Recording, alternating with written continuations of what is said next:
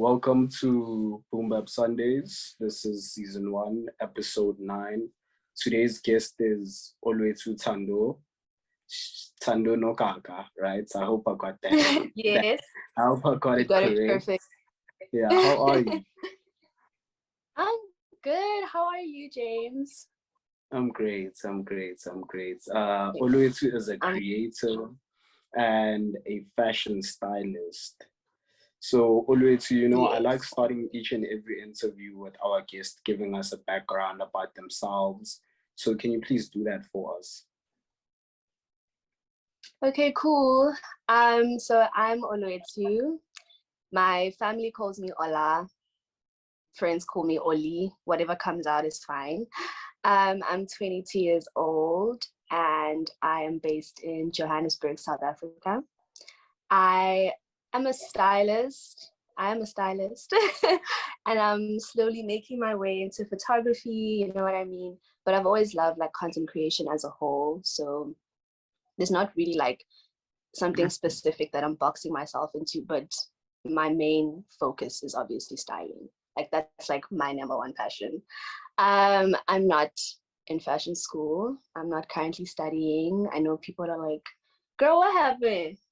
And yeah, I'm just not there anymore. I'm just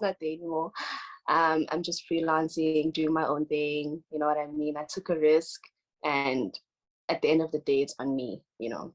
But yeah, I am Zulu and Xhosa. My mom's Zulu, my dad's Xhosa. No, I can't speak Xhosa, but I still am. And yeah, that's me, dude. That's me. All right, thank you. Thank you for that little beautiful intro over there. I mean, even if you are like a dropout, you can still make it, in life, because You most of understand? these people that are making It's such it, a that's, taboo thing. Yeah. So like at what stage in life did you decide on being a creative and what drew you to it? Honestly, I think deep down I always knew I was creative, but I wasn't expressing it, out there. I think it really started when I started Instagram in like 2020. Yeah, I started Instagram in 2020, which I guess is a bit late or whatever. But then it was also like I was going through a weird time in my life. But at the time, I didn't know that it had to do with like African spirituality and all of that.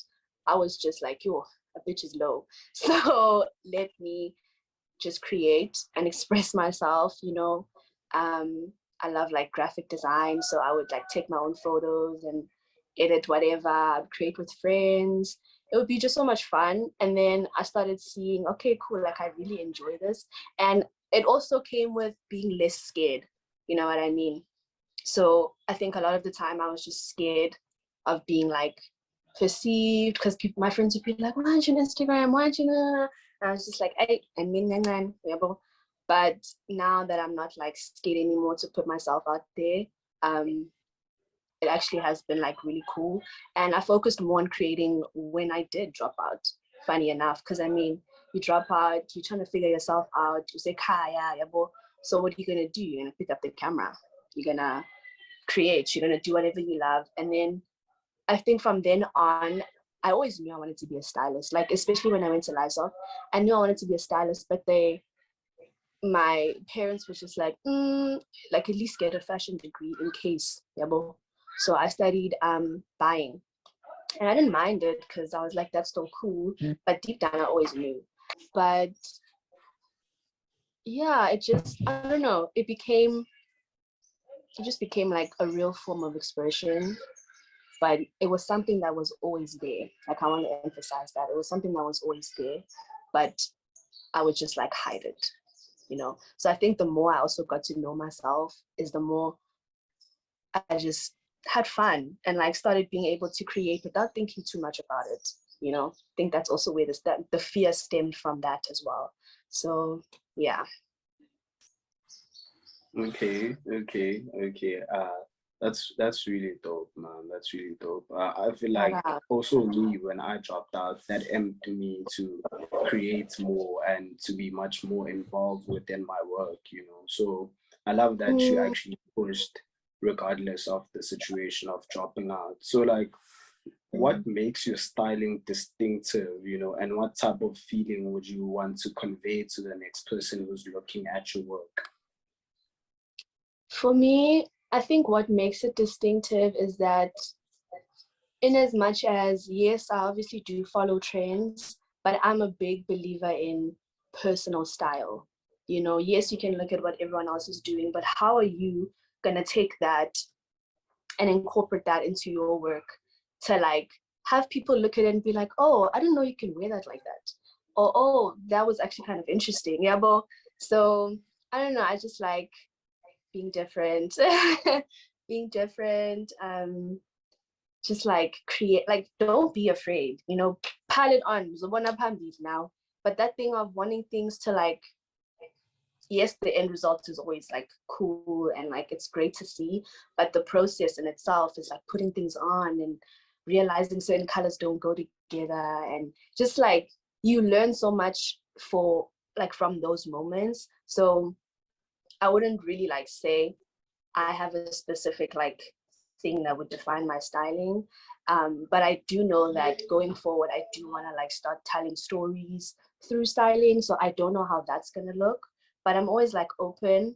And I think it's important to like know what's going on around you, what people are wearing, what people are interested in, and also like knowing what's to come. It's very important, like fashion forecasting, so that you can take that and quickly do it your own way before you see everyone else doing it. Yeah, but yeah, I wouldn't have like a specific thing. I think it's just more self-expression and just don't be afraid to be different.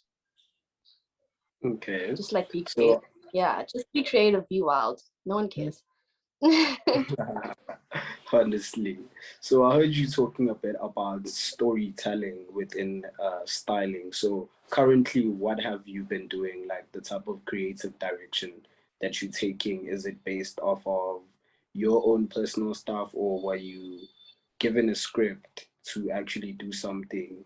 Are you telling stories right now, No, or you're not yet there? I'm not. Sorry, I just want to adjust the camera. I'm not yet there. Um, I haven't created for a while. That is due to like just also personal things, but definitely now things are like much better. Um, like, my traditional stuff does take up a lot of my time. I won't lie.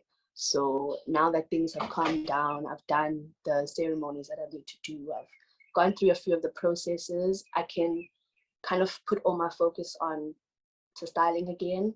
Um, I have not currently started storytelling, but I'm really excited to. And I have a few ideas.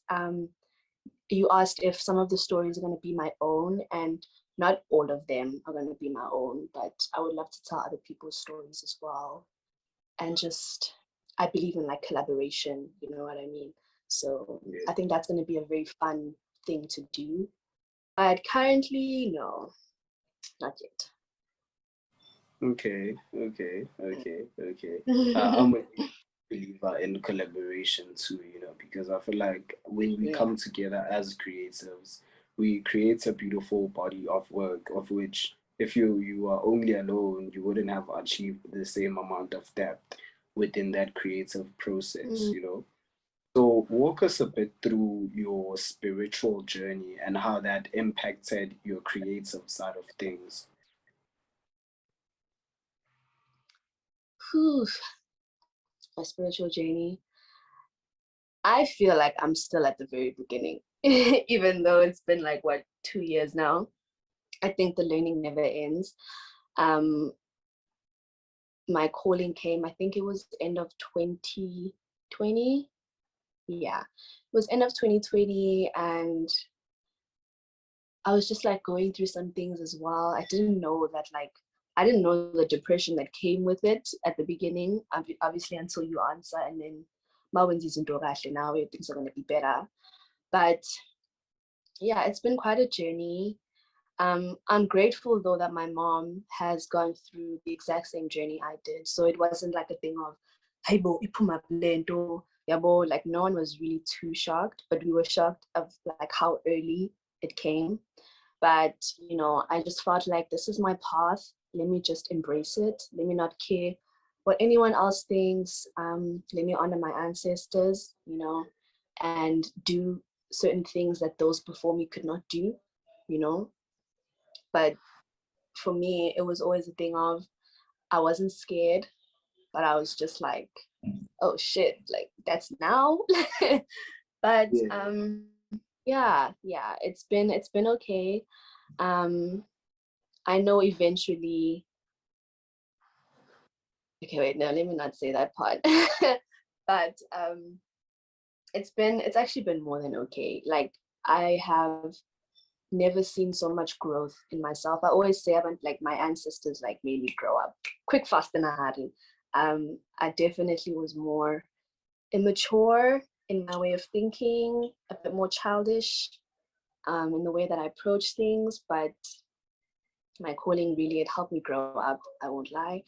And being in the state of, like I was saying, sorry, depression, when I was in that state and I was just not too sure what was going on with me, um, I turned to creating, you know, as a distraction or whatever. But then once I saw that, okay, like me being a creative is actually my ancestors pushing me into the path that they have already seen for me. Yeah, but so it was just like it was kind of meant to be, which I really appreciate because maybe if I was still at myself, I wouldn't have known and gone the certain route that I have taken, like, you know. Um, but I definitely realized that they had more in store for me than I ever had for myself. So yes, it is like there are challenges. There's challenges to everything, but there's also like the bright side and all like the amazing gifts, you know, that like you get to speak to your people, man. Like you get to help people, you get to heal, you heal yourself. It really forced me into healing because it wasn't, like I said, I was immature. It wasn't something I was doing. But yeah, so that healing, it also, I hope it shows in my work, and I hope the growth in myself shows in my work. um Not me getting teary-eyed trying to cry here. Please Oh don't. god. I won't. But yeah, it really has forced me to like grow, and I can't wait to see, you know, just going forward. And I also feel like the part of me that wants to like story tell, it has like a deeper meaning, you know. I didn't just wake up and say I want to. I feel like man, there's something happening, man, and I really want to tap into it. But I believe in not rushing anything, so I'm okay. But yeah, my spiritual journey has been really interesting. My mom, I don't know if people know, but Nyanga, my mom Watwasa, she's been in the game for like 10 plus years. So, Yeah. you know, it wasn't like the biggest shock for like me. And I never like even thought about like, hey, yeah, well, like I was just like, oh, okay. Because I have other siblings and we always knew, like growing up, we always knew one of us. Ziaka. So Yeah. Who won? Just yeah, yeah, dude, which one? Yeah. So that was okay for me. It wasn't that much of a shock. Like like, you know, it was just a thing, man. So I understand for some people it was different. And I also think it's important to note the financial support that I had from my parents. I know that's also a reason why some people don't really feel that they can tap into their gift at the moment, because, you know, it is like it's money, it's time. Nan, not everyone can take a break from their life. So I was really like grateful to have the support from my parents and my family, and also just like the emotional support. Like no one was, like I said, no one was like so yeah, I'm really grateful. I really am grateful, and I'm grateful they chose me. So there's nothing I can do about it at the end of the day. Yeah, well, so just embrace it. That's great. That's great. I feel like that's really beautiful, you know. that you can actually Thank you. be much more deeper into your spiritual self, you know, which is what some people would actually want to achieve in life, you know, knowing that bit of depth within their spirituality is the best thing, you know. But I learned a thing or two there about, you know, those type of things, which is very insightful, and it's good for also the other people to learn, you know, people that might be going through the same stuff, you know. But on that note, I'd really like to end your interview. You know, it was nice, short, but That's there was so a bit lucky. much more packed. You know, there was a lot packed within this Oh, bit of an interview. Thank you for being on the show, by the way. thank you for having me, James. That was so No lovely. stress. No You're a stress. No great stress. host. You listen. Yeah, Shout yeah, out. yeah. I have to. I have to. Shout out. Thank you very much. For our people out there, you can catch Olwethu's playlist on Apple Music and Yes, YouTube Music. sir. Yeah, it has a bit of a description over there. You know, she's talking to the lovers this week. You know, so bit of nyana, something for your romantic My lover folks. girl. But for me, James Mhm. P, I'm signing out, man. Thank you once again, okay? Thanks, James. Bye.